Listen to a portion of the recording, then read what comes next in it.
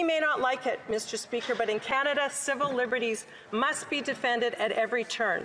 Section 2 guarantees our freedom of association and assembly. Section 7 guarantees our right to life, liberty, and security of the person. Section 8 guarantees our protection against unreasonable search and seizure.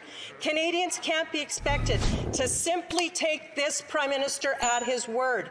His plans are not consistent with fundamental freedoms. The government should not have the power to close the bank accounts of Canadians on a whim. The Prime Minister is doing this to save his own political skin. But, Mr. Speaker, this is not a game. It comes at the cost to Canadians' rights and freedoms. Speaker, Parliament should not allow the Prime Minister to avoid responsibility in this way.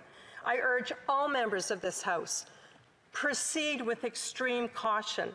Now is the time to stand up for your constituents, to show real leadership, to help heal our divisions, to listen to those we disagree with, to not shut them down, to not tell them that they are irrelevant, to not speak insults to them. That is the job of each one of us as members of Parliament. No matter who we represent, we have to represent them with integrity, with hope, with honour. And what the Prime Minister is doing, Mr. Speaker, he has for the last 2 years disregarded these Canadians, called them names and insulted them. It is time to show leadership for every one of us and say no to this Emergencies Act. Thank you, Mr. Speaker.